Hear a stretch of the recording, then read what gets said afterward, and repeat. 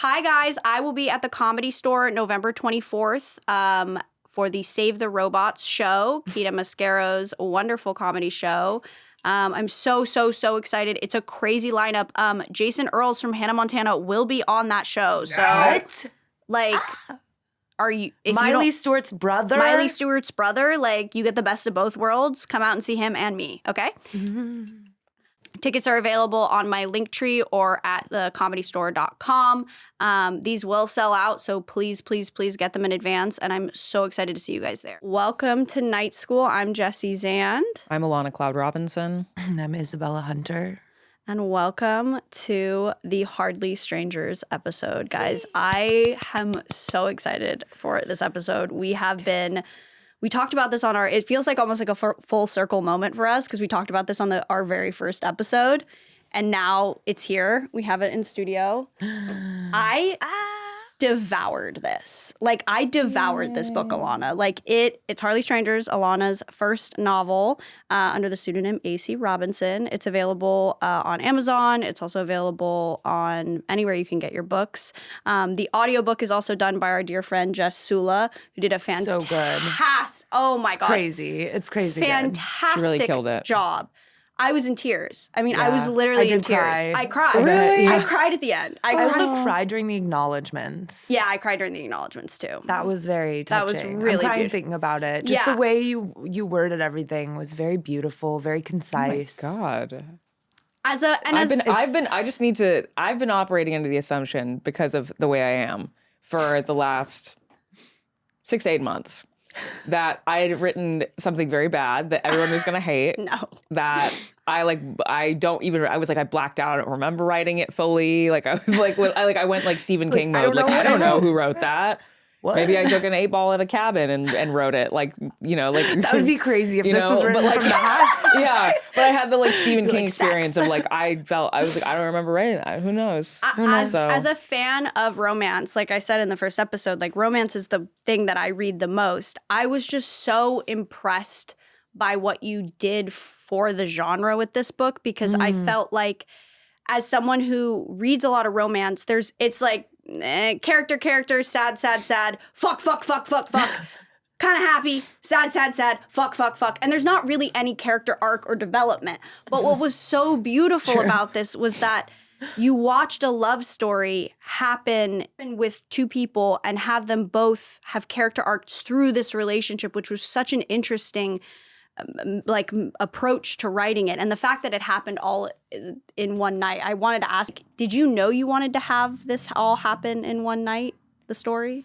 So the idea came to me because I had there's several elements of truth in this story, but I had tried to write this as a short story a very long time ago about this very bizarre date that I had where I was intending to go on a date with one person, showed up at the bar very nervous, brought friends with me in case he didn't show up because it was a very LA, like, will he show up or not? Because he was like, yeah, bet, like, maybe I'll roll through. Maybe I'll swing by. So I showed up to the bar with friends to like bolster myself, feel comfortable. And then this other guy was there and I did not like him. And he came over and he was really like kind of cheeky and cocky. And I was like, get the fuck away from me. Who are you? My friend was like, he's so-and-so. I was like, I don't know who that is and I do not care. And then he was so disarmingly charming in that cheeky kind of way. Like, he was like, come for a walk with me. And I was like, no. And he's like, come for a walk with me. And I was like, okay, yeah. And like went for a walk with him, like, and then like came back to the bar. My date was there. And then he was like, pretended to just be a friend. Was like, oh my God, like, oh yeah, she talks about you all the time. Anyway, like, great to see you. Oh my God, we go way back. Like, literally put on a show. Liar. Put on a show. Liar. And then like stepped behind him and was like, call me. And I was like, so that particular story, let's just say the way that dynamic unfolded was not very romantic. It wasn't very romance novel. It was more like 1960s groupie memoir, cautionary tale vibes. A lot of late nights. Yeah. And it continued more than one night. Yes, it continued more than one night. But when I left that date in real life, I had this like really, it was like the date that I was meant to have. It was a really like sad feeling because this guy had turned out to not be what I thought he was going to be. And I don't think he was even really into me. And so I had this idea of like, what if I was rescued that night? Because in the reality, it was really funny actually. I went home that night and then I woke up to like texts from the guy that had showed up at the bar. And it was he was being like, wake up, hello, babe, darling. Wow, what a vibe, babe. Like those were the texts he sent. And I was like, and I literally woke up and I was like, under what reality, like in what world would wake up, like such a vibe, babe. What a vibe, babe. Yeah. And I thought that was so funny. And like, so I was like, okay, what if the night had gone differently? Like, what if I hadn't gone to bed, if I hadn't gone home, what would have happened? And then obviously I like, you know, deeply glazed this person and made them like a very different romanticized version. And I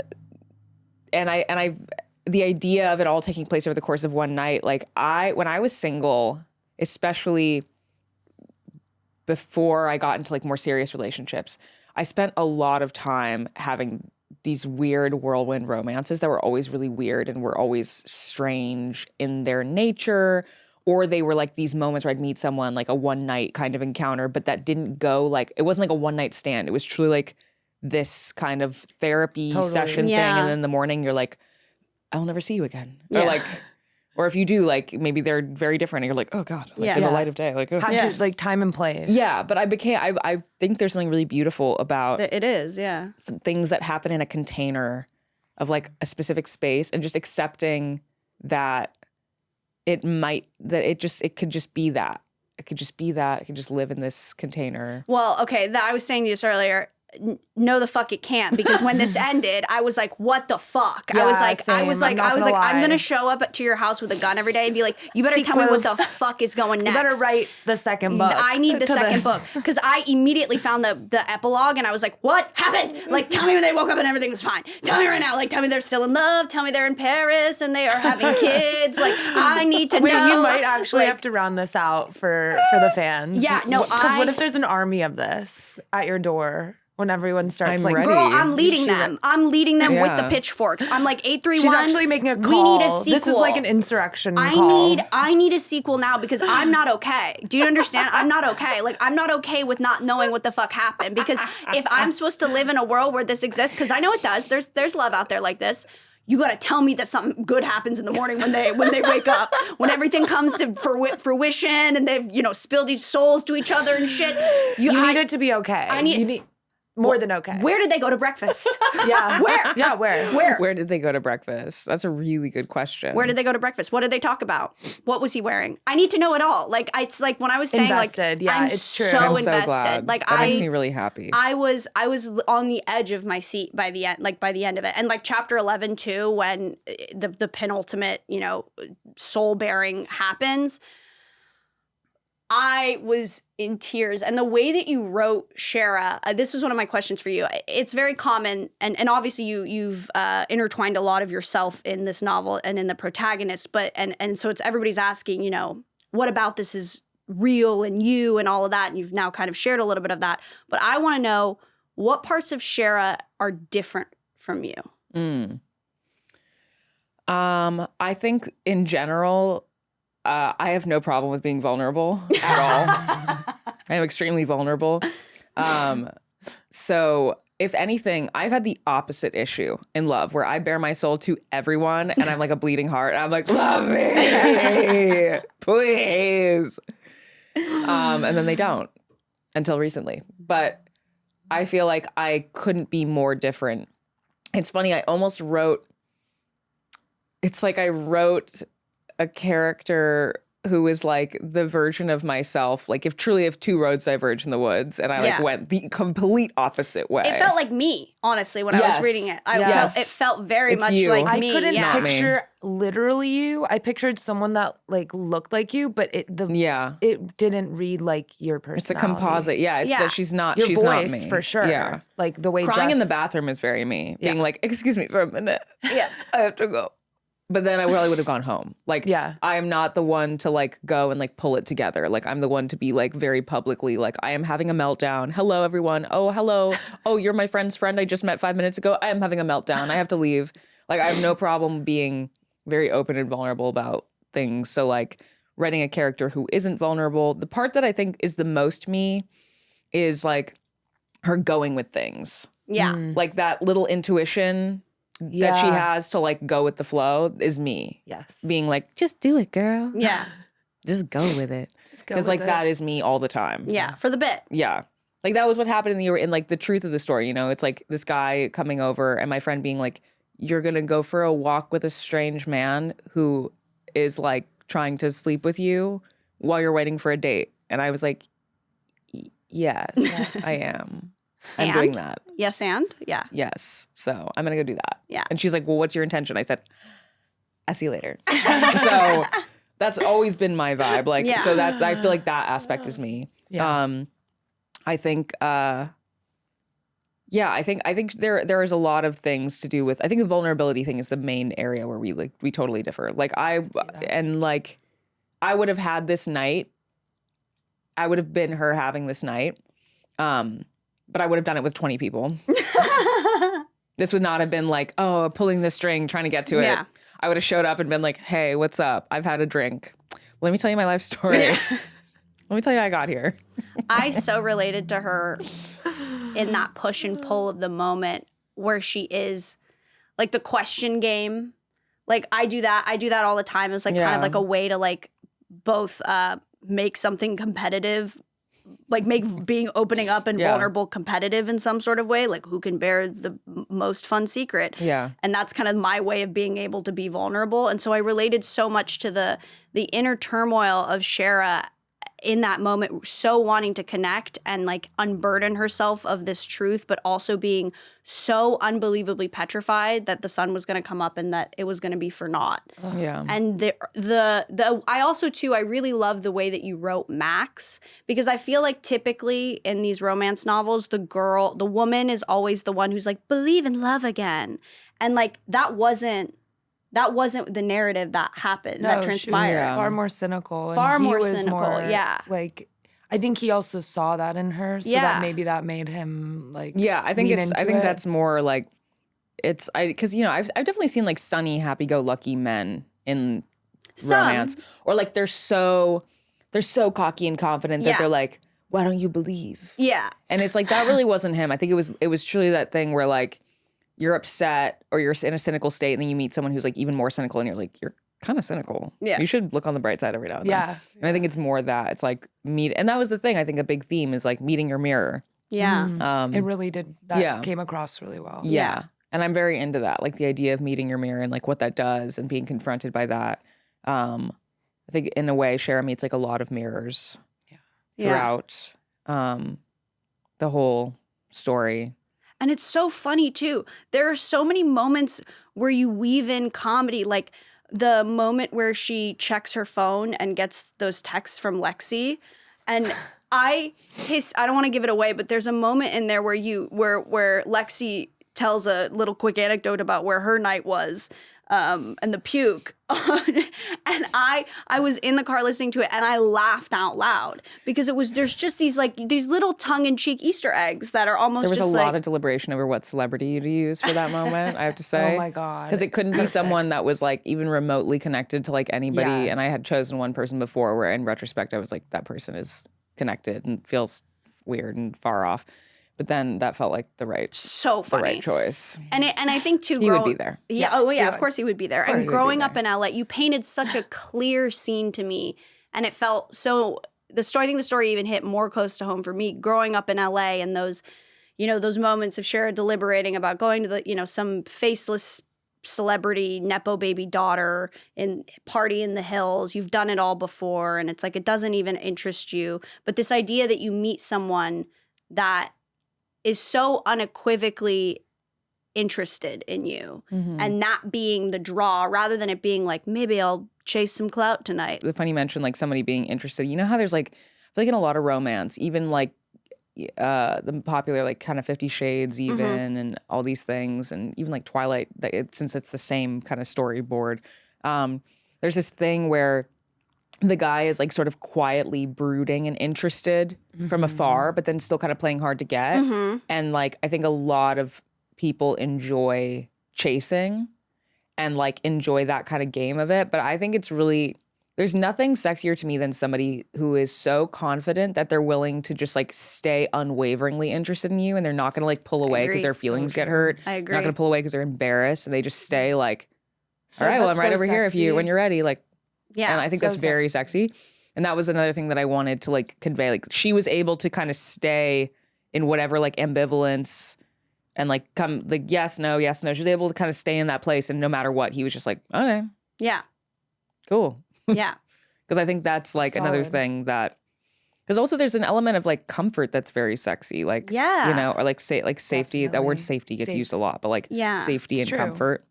And like the idea, Assurance. yeah, and like the idea that you can kind of be like go back and forth in your mind about anything, whether it's Yeah. intimacy, vulnerability, conversation, sex, anything, and somebody's just gonna stay at the same place and just be like, okay, yeah, whatever you want. Yeah. I'm still interested in you, even though we're not, you know, Yeah, being physically intimate, or you know, Yes. you're having moments of doubt. Just because that physical intimacy is removed, that doesn't change. yes, exactly. That doesn't change my unwavering interest and Yeah, which attraction. is something that like my favorite character to write in the entire book was Michael, because I am Michael. Michael is me. Oh my God! Plot twist: you being Michael is hilarious. I am Michael, and Michael is me. But also, I've dated Michael. And Everybody's here's the thing. dated And here's the thing Michael. about me. Also, My father's name, by the way, Oh, okay. triggering. Sorry. Well, at least he wasn't the Yeah. love interest. Yeah. Yeah, that's true. That would have been horrible. That Horrible. might have You would have really- been like, and I can't read this. I'm so sorry. Yeah, I'm so sorry. You're gonna need to Yeah. give me an updated copy with Yeah, every with- single yeah. name changed. Yeah, So funny. exactly. Yeah, but Oh my God! I just every sorry. every guy that I've ever dated, I take on just a little bit of their personality because I like As one should. I single white female. It's every free. man I've ever dated. It's free. Exactly. Oh, you have this interest? That's my interest now. Yeah. Oh, you wear this style of clothing? That's my style now. Thank you for the inspo. Fuck borrowing a hoodie. I'm gonna take your I'm personality. gonna take your personality. I'm gonna Find your Exactly. own- I'll find my own. Yeah. Yeah. I'll find my own pants Yes. and shoes too. And then every guy, I would go to the next guy and they'd be like, how'd you get so cool? And I'm like, I'm an amalgam of 30 men. I'm just 30 men moving around inside of a skin suit like tiny ants. But it's all just men I've dated. I'm cool men. Yeah. A coat So- full of cool men. In a way, you're dating 30 men. So yeah. Sorry. Denial is a river in Egypt. Your husband is gay. That clip is iconic. Oh my God. We Sorry. were just talking about her last night, how much we love Yeah. Williams. But yeah, I would love to get her a copy. is Let's she do still it. reading? I don't know. Oh my God. It's like the sad. I can't even talk about Audiobook. that. It's so Audiobook, sad. audiobook. Yeah. Wendy Wait. Williams, if you're listening, please check out my audiobook, Hardly Strangers. Please. We'll give you a copy. Yes. Well, I'll burn it on a thumb drive for you. Please. Wait, so Michael was your favorite character to write. Why? Because so in a lot of my essays, I love, as I feel like you guys have read a few of my essays, Yes. like I love writing deeply flawed characters, like really kind of messed up, like the worst elements of human behavior in both No true in both the monsters. person. Yes, because I love the concept that there are no perfect monsters, like there are no villains, and so I love writing really flawed characters, both like the protagonists, and usually in my essays I write like irredeemable characters, like kind of irredeemable Yeah, I characters. feel like that's they're part all of like your fun with writing essays Yeah. is that you write these characters that are like so hard to like root for that you're like almost like teasing the reader, Yeah. being like, I dare you to try to root for this yeah, person. yeah. Or like I you love have this that. moment where you're with them and you're like, okay, they're about to have like a character change, and Yeah. then it's like, just kidding. Yeah. Back to square one. Yeah. You loser. Love that, though. Yeah. You Loser. stupid bitch reading this. Yeah. Yeah. No, but I love that kind of thing. So I feel like Michael was my one area to play with what I usually do, which is like Michael, for Fair. anyone reading, for anyone listening without giving too much away, is the guy that Chera has been into for a very long time that she thinks is going to be her love interest of the evening.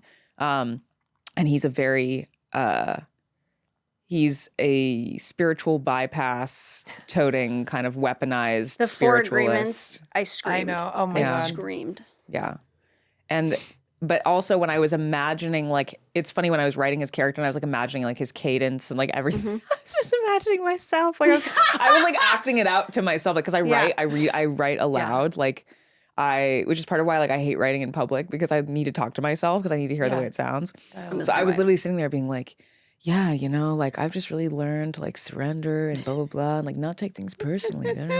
Like I was just talking that to myself and I was like, God, perfect. Yes. Perfect. No, Perfect I'm so man. handsome. Yeah. She's eating this out of the palm of my hand. But he was my favorite character to write because he was like the closest to that thing that I love to do, where I write these irredeemable. And he's like, you know, at the end of the day, like if we were to follow his story, he's not irredeemable either. He's gonna have to work for it though. Yeah. I'm Well, not he's a character that like most of the characters, like I think you can sense like pain beneath them. Yes, Like even Emily's he character and like all these people, like there's pain under the surface. Yeah. And I think with him, it's like he's in desperate need of humbling. Like that's what he really needs. He needs to be like, knocked down a few times Yeah. or hit by a bus. Well, he's like, I think he's like, he's probably deeply insecure, but has like bolstered up Definitely. this like huge persona. So it's like he needs to be humbled. Yeah. And I could write a book about him. I could write an entire, not the book that no one asked for. The follow-up on Michael. Michael falling in love with himself. Yeah, yeah. That would be the book that I would write about him. Michael's spiritual journey. Michael goes and does ayahuasca. And Ego death. And he experiences ego death. And the romance is between him And a shoe. the shaman. and himself. He falls in love with himself. Yeah, And- he's like Narcissus, where he looks in Yeah. the pond and sees his reflection. Narcissus, yeah. Yeah. Falls And he in. drowns. And he drowns, Yeah. He tries to make out with his own like, Yeah. reflection That in the would pond. stick Yeah. to the Greek mythology. It would. thing, Yeah. too. Yeah. I do love an Easter egg. You Like, do. the Easter eggs were wonderful through it. So am I allowed to like ask like what are your thoughts on like what actually like happened after, or do I have to save that for a sequel? Because I'm telling you, like I'm not okay. Like I need like what You can also change your mind. Like you can It's just true. start I could today. change my mind. That's the beauty of being like God in your Yes. multiverse. I am God. because like I read the epilogue and like not to spoil anything, but like there is a nod that they're obviously still in communication. They're still, Yeah. you know, but like what happened when they woke up? Like I need to know. Like See I'm not- you in despair. I but would this is kinda funny. imagine. Fuck you. Yeah, I would imagine that they would have probably spent a considerable amount of time together in a like continued. That the bubble would have continued in some capacity. Oh, like, thank God. You know, like they would have bubbled for like a bit longer, and then good, he would have okay. had to leave town or something. Okay, Or okay. she would have had to something. Okay. Um. Can I tell you in my head what happened? Yes. Okay. She's like waiting. She's like, no, actually, that's wrong. Let me tell you what happens. She like gets super she wakes up in the morning, they have breakfast, but she has like a hit of inspiration after this night, and she like goes home and like writes like 10,000 words after like that. this. I like that. And I like he's that too. and then he texts her, and then the bubble continues after. Yeah. But she's reinvigorated Yeah, after yeah. this night. I love that. Yeah. I mean, that is kind of what I hoped people were left with, was this idea that like And these then she meets characters Sean. were like resurrected, you know? And then she meets who's that? John, right? The bassist? Oh yeah, that's his name. Sorry. I can't keep all these names in my head. You guys know how I am. I Yeah. can't keep Sorry, names or it's totally faces in my hard. head. I don't know. Hilarious. I'm You were who? like you're like third white guy who's in the band with him. Like and then there's like, no, you gotta give him a name. Like Yeah. yeah. Yeah, I She think meets Sean. She yeah. hates him. Like, oh my God, I Yeah. need more. Like 831. Yeah. Like, I need a sequel. Like, I don't think you understand like how not okay I Commission am. it, Like, ladies. yeah, I really need do. a sequel. I have other questions too that I instead of just me like threatening your publishers. Like, This wouldn't be. I think they'll appreciate that. Yeah. They're badass. I Like, like their business plan and everything. It's like really inspiring. I think for anybody that's trying to set out to do something. Like, I'm sure they hit roadblocks. I'm sure there are people that were like, "Who's going to be into this kind of thing?" And to see where it started, like my boyfriend Frank was saying the other day, he was like, "This started with a cold email. Like, this started with them just being like, hey, less than a year what's ago, up?" right? Yeah, February. It was in February. I believe so. I believe it was no. It was December. I want to say whenever I was in Esalen. Time has moved strangely since I was in Esalen. Yeah. You know what's crazy? Just side note about Esalen. yeah.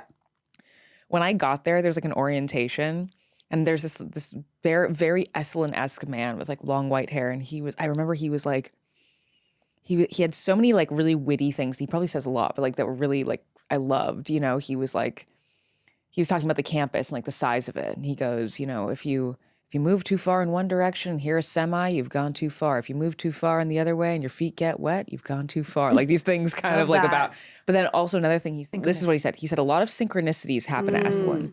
And he said, if you're wondering what synchronicity is, it's when coincidence is too coincidental to be a coincidence. Ooh, and I love that. I never forgot it because I just thought it was so, and I remember being like, huh. And there is this feeling like walking around the campus that like your purpose will find you. And I was kind of like, I thought I was going to find it in like people that were there. So I was like chatting with people and like waiting to have this moment. A little. Yeah. And I get this email and it's like, hi, like, you know, reaching out from 831. Like, and I was like, eh. And like kept moving because I was like, that's not it, obviously. Romance. And then just like kept going about and like, you know, was waiting for something to, and then they were persistent.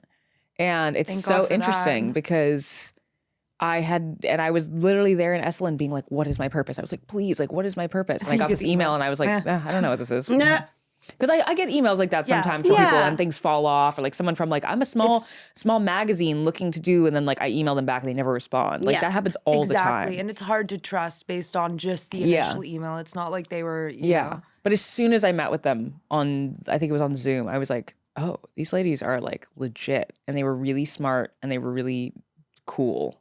And I'm just so glad I think you really hit something in romance. Like, I think this is such an, like, it's different. It's so different from what I feel is out there right now. And I want to see more of it. And maybe not even just within these characters, because obviously now I'm on a vendetta. Now I'm on a mission.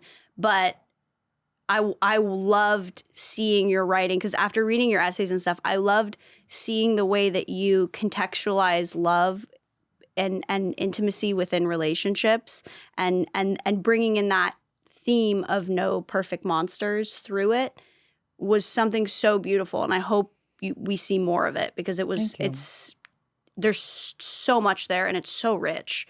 Well, that theme isn't going away, but it's just taking a different form in my next freaky works of art. But yeah, and we'll talk about what you're working on next. But I had a few other questions. So one of the questions I had was, and again, we can cut this if it's too personal, but I was curious about this. So Lexi is obviously based on friend of the pod, Alexis. It's based on Alexis and Liana. Oh, it's based on Alexis. I was going to ask that because the childhood component. You and Liana I made know her. each other. She looks like I made her physicality resemble Liana, and then Violet as well. It's a mixture of Liana, Violet, and Alexis.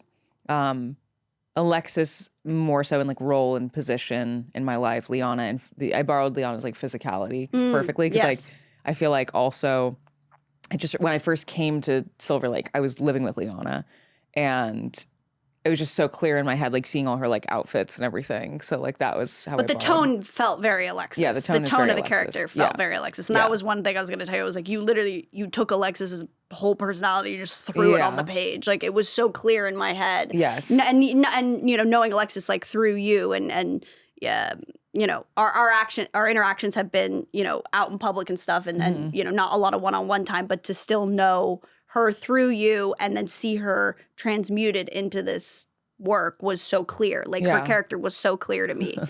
I wanted to ask you though, the nugget of, there's a point where in the story, Max asks Shara about a secret or a lie that she's told. Yeah. Was that lie that she told about Sam? It's loosely, it was something that Alexis suggested, actually. It was like I had her help coming up with what the lie could be. Sort of loosely based on something that did happen. This guy that it wasn't as deep as like a full-on relationship. This guy that approached me. And I was obviously livid when it happened because he was such a fucker. He's like married now with a kid. Ugh. But yeah, whatever. Sorry to him. Sorry, why would you listen to this? No. Why the fuck would you listen to this? But yeah, it was loosely based on that. And the kind of queasy, icky feeling. If like I imagine that situation, and if it had expanded and it was a full on relationship, and if that had happened, and like you anchoring onto like the real emotion of that situation, and then expanding it and making it worse, and just the icky feeling of that, felt like a weighty, enough lie. Yeah, it was so it. That's exactly the emotion it elicited for me was queasy. I was oh, that gut-wrenching moment of someone that yes, because you've experienced their closest now too, and how difficult it is to like hold on to a secret like that, and the difficulty sometimes when you do have to keep something from someone in order to protect them, and it's like the more loving thing to do to not tell someone. It's hard to distinguish sometimes too. Yes, absolutely. And I think Max even says that in the response, you know, the lies that we... You're like, I don't know. Yeah. I'm face blind with this book. Yeah, I'm book blind. I'm like, blind. who are these people? What are you talking I'm about? telling you about the book you wrote. You're like, yes, I I wrote that. I know. Well, it was, you know, it's like, it's hard. It's like, I'm sure if you like acted or anything, it's like,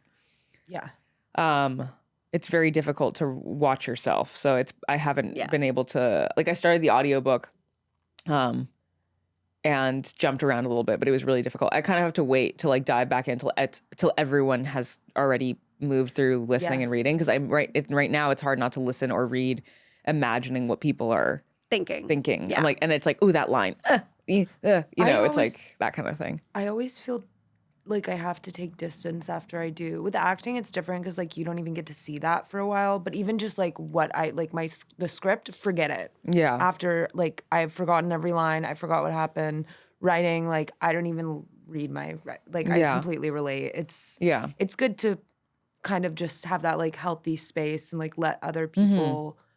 When something is being released into the world in that way, exactly. for sure. Like on my Substack, I reread my Substack sometimes to like get inspiration for other things because I steal from myself all the time. I borrow lines and move them around, cool. and sometimes I delete them from Substack. I'm like, that's really good. That should go somewhere else. And I like delete it and put it somewhere else. Did you do that with the book at all? I definitely borrowed a lot of lines and like things and metaphors and stuff that I use frequently. I tend to repeat myself. I like that though. I did too. It gives you such a like clean, like not clean, like cohesive voice. I think it lends. Oh, thank you.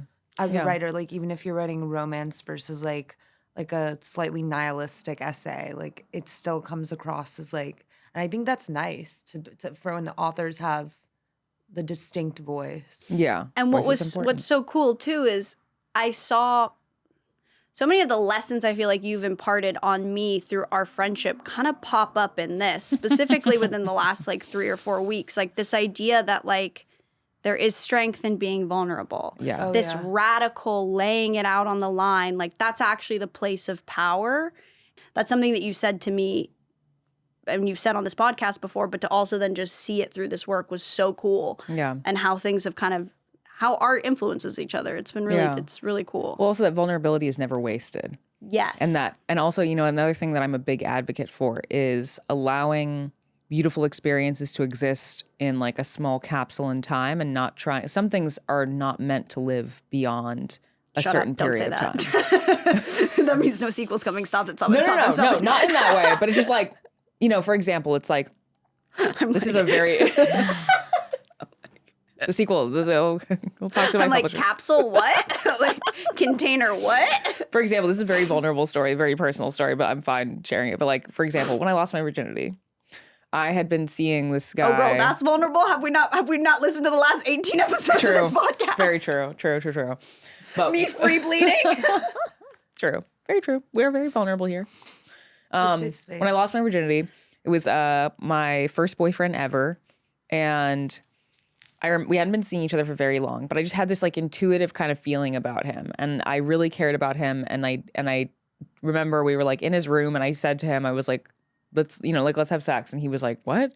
And I was like, yeah. And I literally said, I'd never forget. I said, even if we never see each other again, like even if you never call me again, like tomorrow, I would like to have this moment with you. Wow.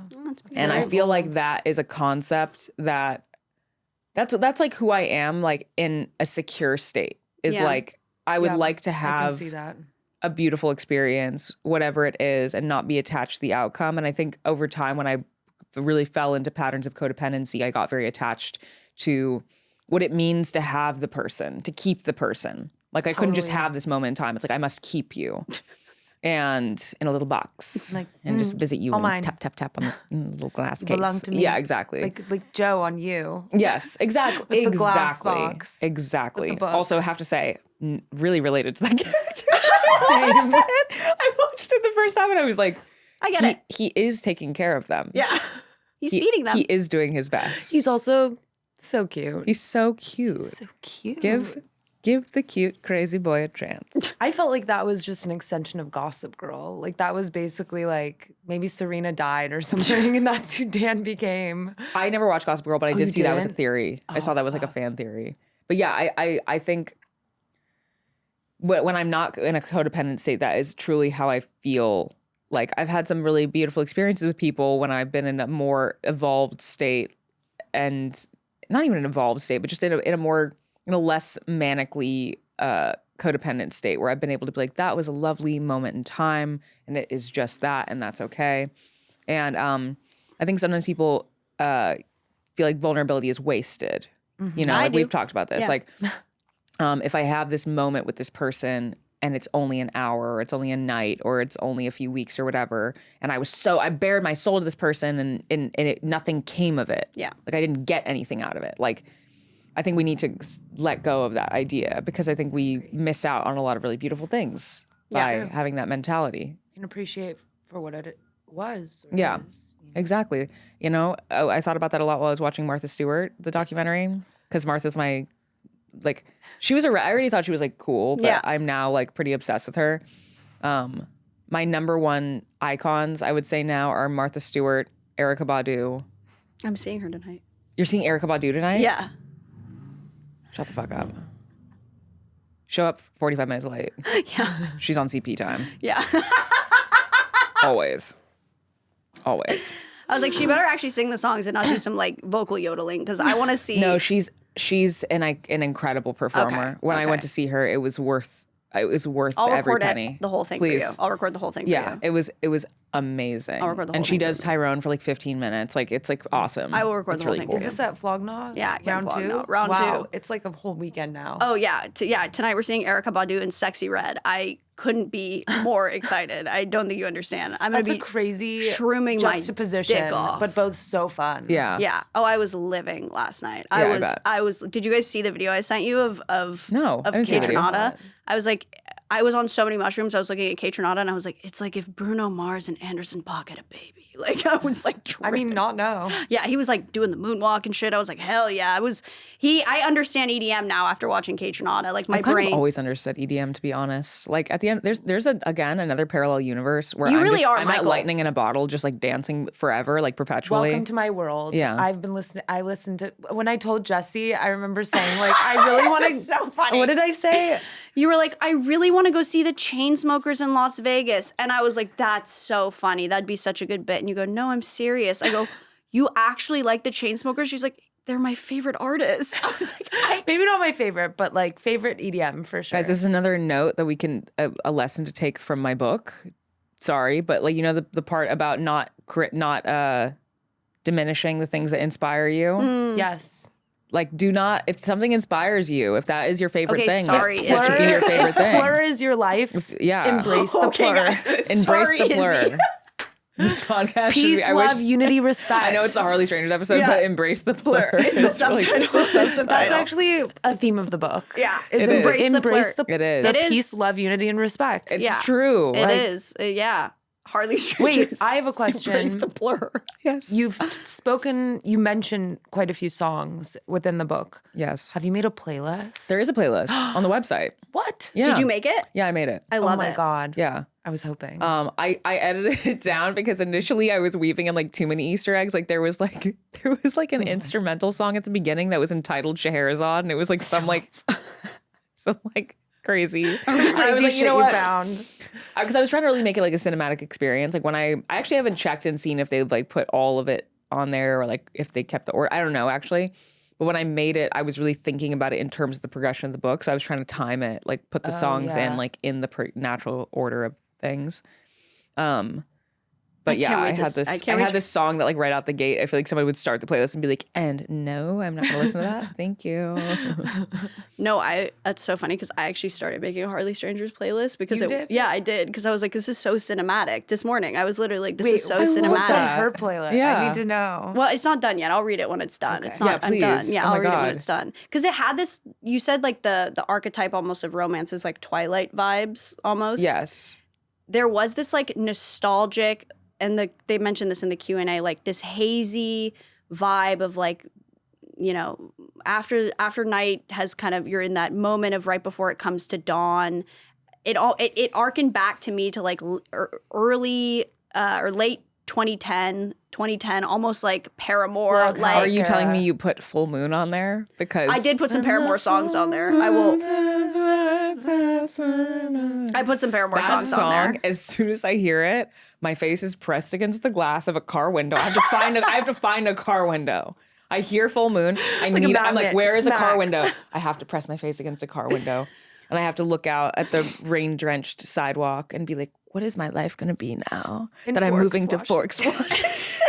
I'm such a Twilight freak, to be honest. Oh, I am too. I am such a Twilight freak. I'm waiting for it to rain so I can watch all of them with my boyfriend. It was like I love Twilight. He's seen them, but he's seen them like one time. I don't think he understands like the first the one's only an other person indie I know movie. that freaks out about it. Yes, it is. The only other person I know that like really understands like the weather thing with me is Lily Donnell. Like love friend of the pod. She understands that where I'm like, it's raining. Do you know what that means? Twilight.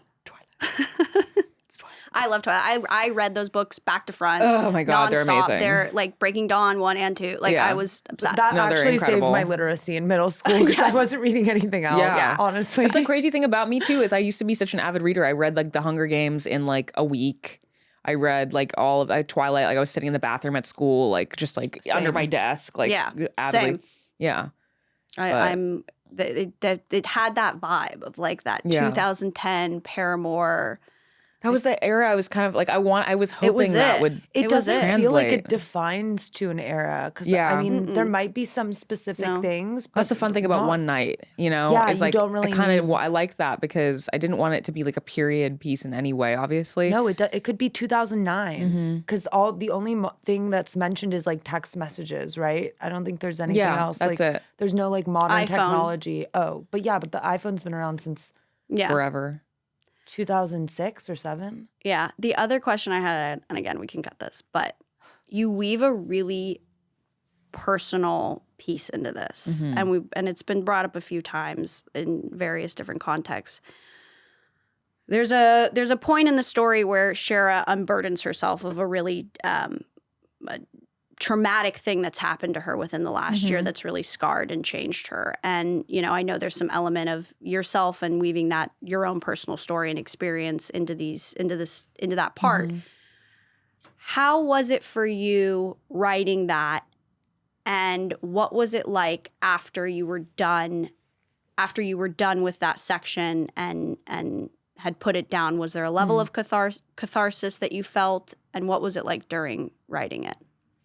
The idea to do it was maybe a little half-baked, I'll be honest, because it was like, this is a funny thing. I know this is the first thing that came to mind, but when I was a kid and I didn't know how to swim, I used to do this thing where I was saved from drowning all the time because I used to do this thing where I would walk to the edge of the pool and I would go, if I just jump in and believe, I'll be able to swim.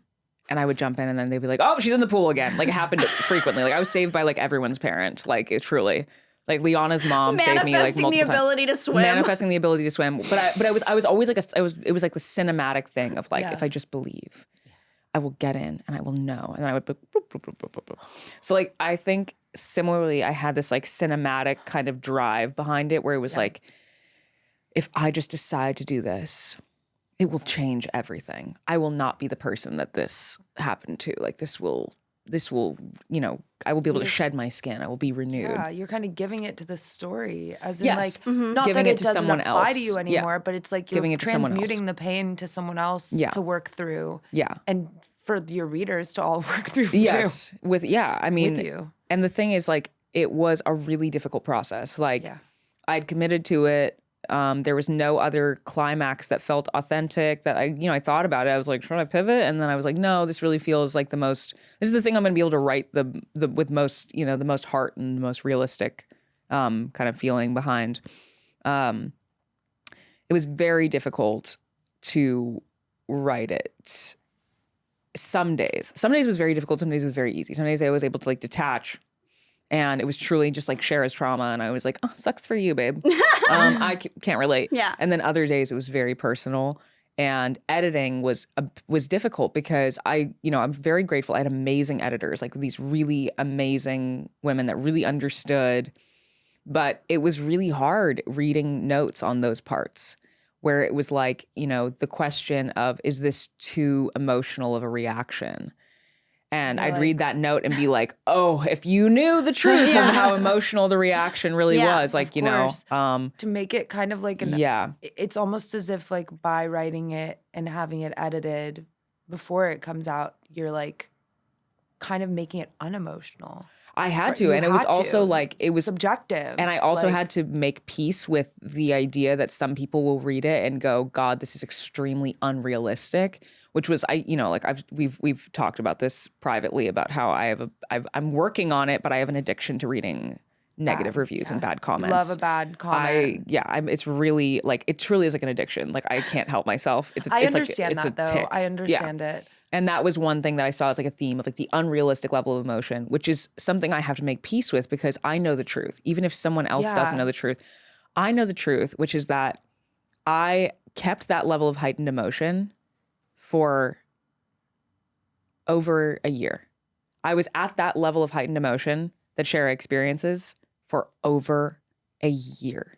I buy it. Yeah. When you experience something like that, how could you not? Yeah. Even if you take the 30,000 foot view of it when you break up with somebody, and Shara mentions, after she sees this thing that she can't unsee, and she's walking through the world and she sees the woman's face and all these other women that she interacts with in the world.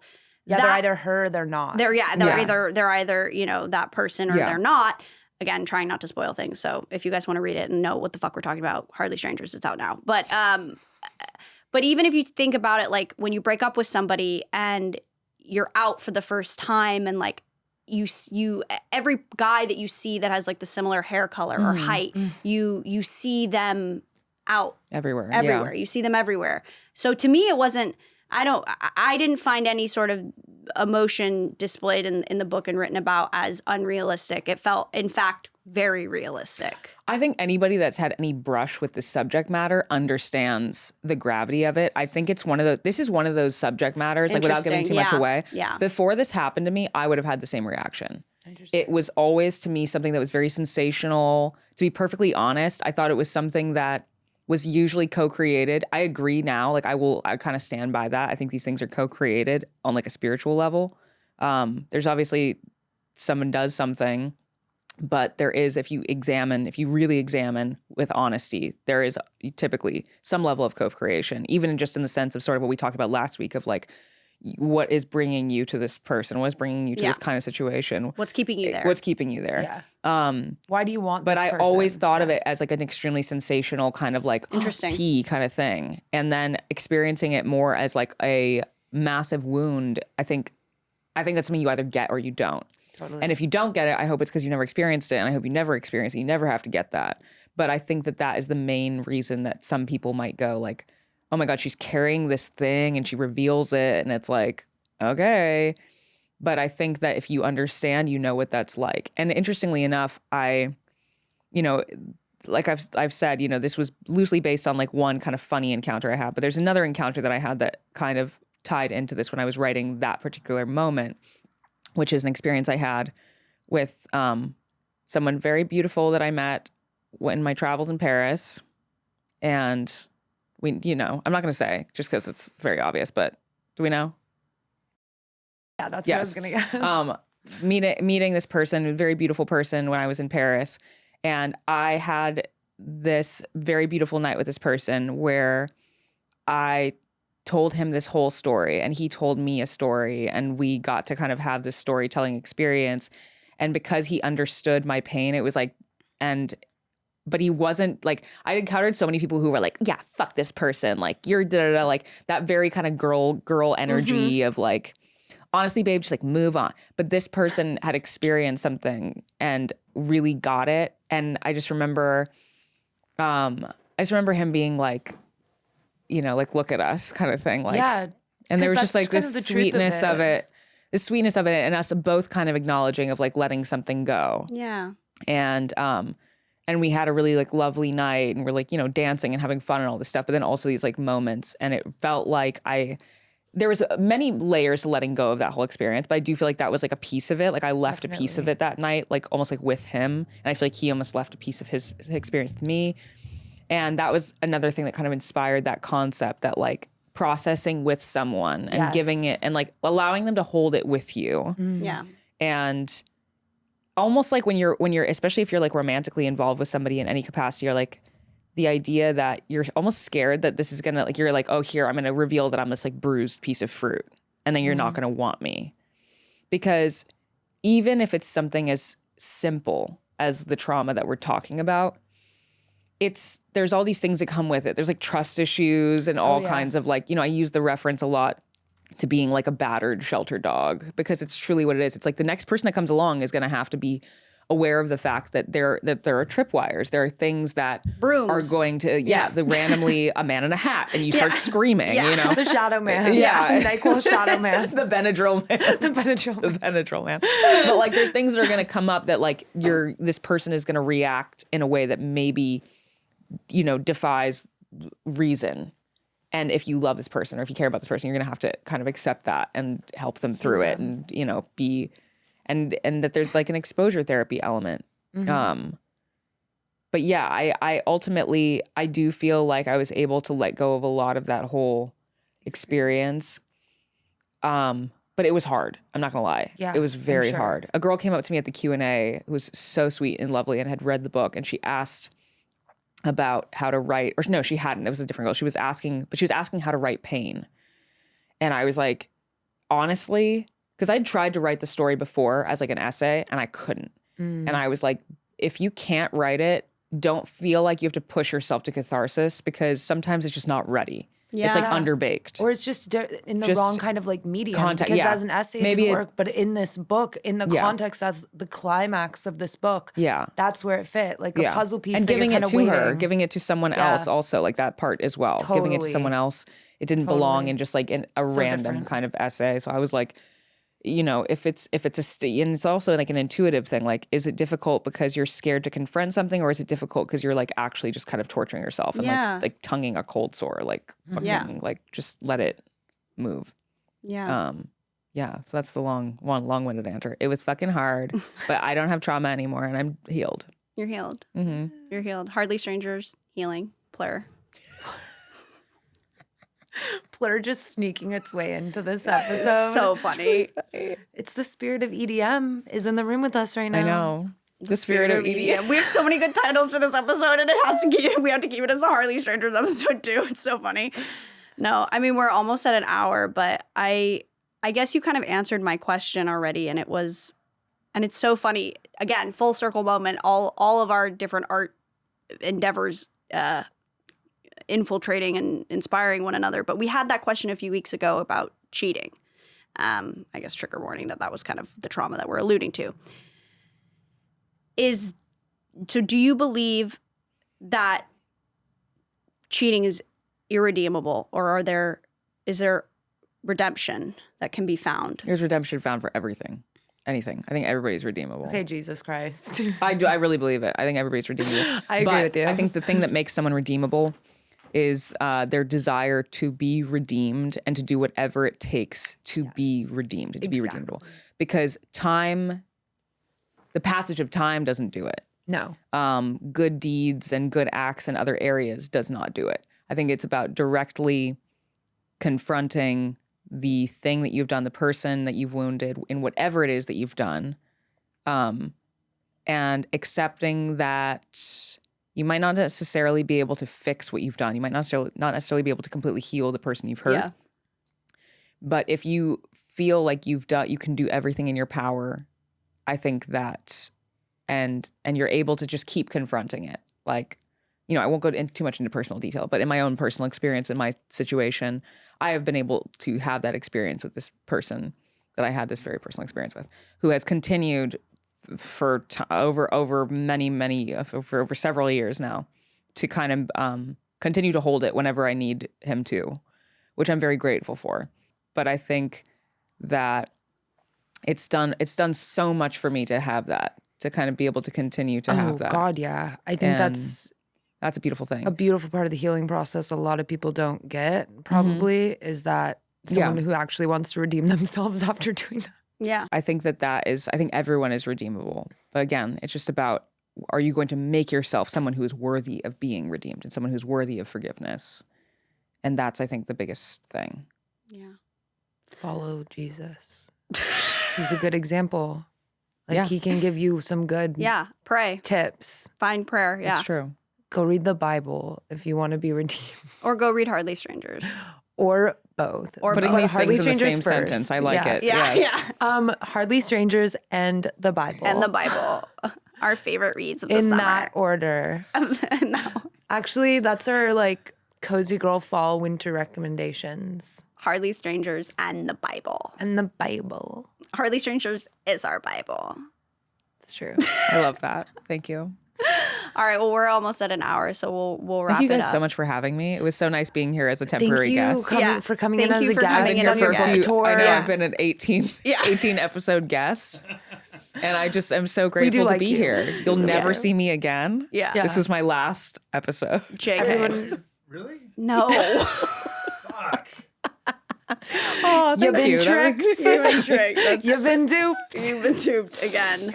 No, she's Alana, here. we're Don't so worry. proud of you. This is getting to watch you grow as an artist and as a writer and put out your first novel is just nuts. It's nuts. It's crazy. But it's like, of course you did. Of course you wrote of a course. fucking romance Of novel. course. Like And your first about thing, rock stars and it's killer. So and it's so Thank your you. voice and it's so perfect.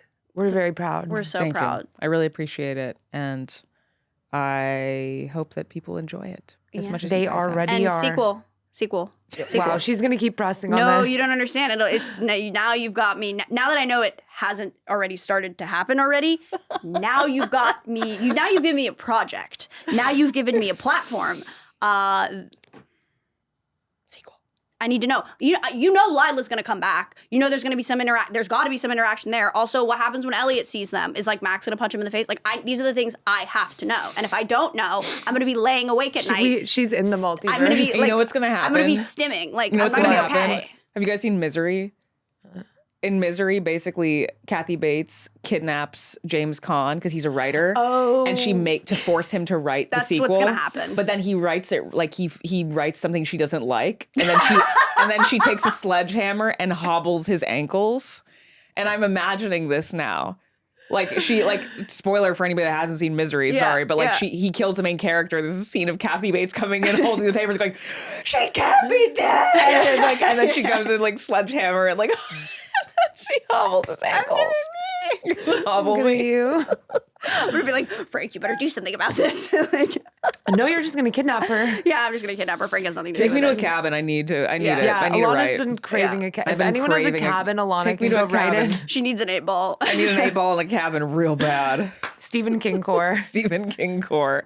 That's another great episode.